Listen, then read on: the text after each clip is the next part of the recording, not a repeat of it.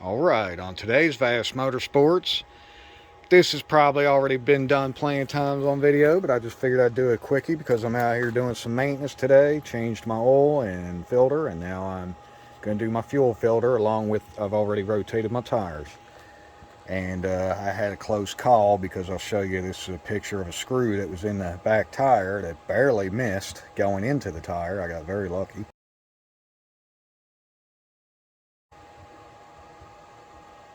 And then what we do is very simply pull your fender liner out, which we've got laying here. You just got the little clip tool, makes it a lot easier. I'm sure there's plenty of different ways to get your little clips out. I happen to like the little clip tool around the shop here. Reach up in here, and I've already got my little water level sensor unplugged, and that's pretty much all you need. And I just use a big pair of channel locks like this. Grab it, bust the filter loose, and like so. And we are going to have a lot of runoff here coming out probably, so go ahead and have a catch pan down there and catch that. And go ahead and pull this down.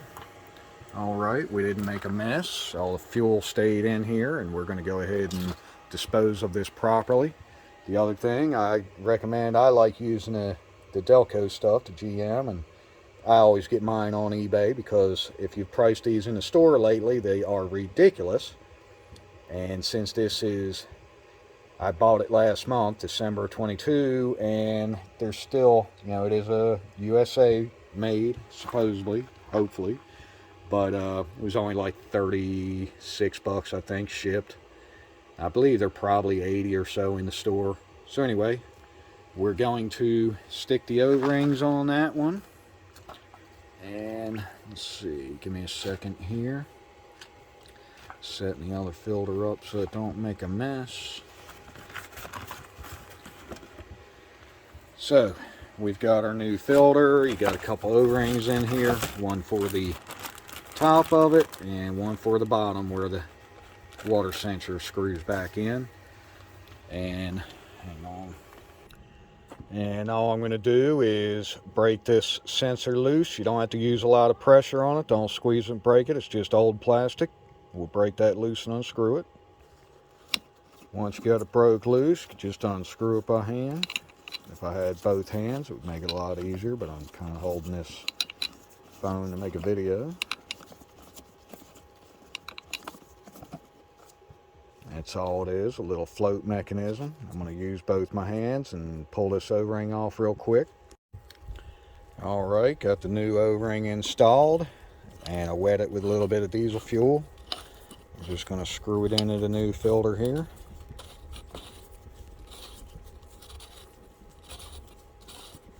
And when I get it snug down, I'm just going to take them pliers again and just give it a little snug. You don't want to tighten it too much. Alright, I got the new O-ring in the top. There's a little groove here you kind of push it into and it holds it. I took a little diesel fuel on my finger out of the other filter and just rubbed it on, kind of like you would do with an oil filter to lube it up. And we just simply push it back up on here and screw her on into place. I think I'm going to need both hands for this. Alright, I went ahead and screwed it up in there hand tight with both hands. Wiped off all the excess dirt on the outside and diesel fuel or whatever from my gloves. But biggest thing is do not let any dirt get inside the filter. Keep it good and clean. Plug your little level sensor back in for the water sensor. And then we're going to move up top. You can go ahead and put your fender liner back in. I don't need to show that. Self-explanatory. And we'll go up top and bleed her out. Alright, so we're up on top of the truck now. I got the wheel and everything back on. I only took the wheel off because I was rotating the tires.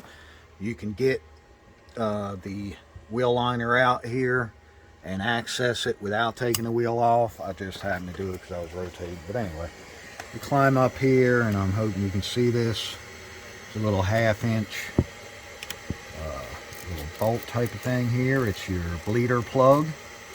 I happen to have stuck in an aluminum one. They're plastic factory, but I pretty much redone the whole top end on this truck when I bought it. As far as head gaskets and stuff, this is the LLY.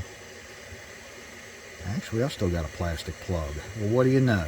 That must have been my LB7 that I had the aluminum. As a matter of fact, it's sitting over there wrecked. Maybe I'll go steal the plug out of it. But this plastic one is not stripped. The key to that is just be gentle with it when you're tightening. It doesn't take much. This is not under pressure, it's actually under vacuum. And what I'm doing is, this is your primer here on the top. Sorry about all the motion there with the camera. I'm pumping this. Now you could, if you had Prestige on a can, you could fill the filter up before you put it on, and it'll help with this, cut down the time and pumps on this bleeding. But as you can see, we just got some fuel flowing. Give it a couple little pumps there. Make sure the plug is clean and that the O-ring looks good, and it does. We're going to go ahead and stick this in here. Like so. Snug it down. Finger tight. Take my little quarter. You don't need that big of an extension. It's just what I grabbed. As you can see, I'm using a really small ratchet. I'm only holding it right here at the tip. I'm not grabbing it out here or way out on the handle. Just give it a little snuggy poo. That's it, like that. Take the rag if you want to soak up some of that excess right there. It's got stupid little puddle spot there that they got on there. Alright, let's reach in there and see what she does.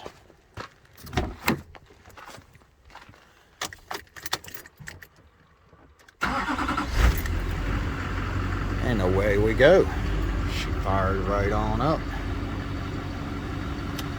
And that is how you change your water separator fuel filter on a Duramax.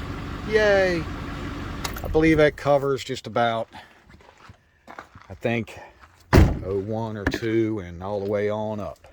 I mean, up into the at least 15s or so. I'm not sure after that. I kind of lost track of them. I don't have money to be messing with trucks like that, so I don't even keep up with them. But anyway, thanks for watching. This has been another Vassmotorsports little tutorial on how to change your fuel filter.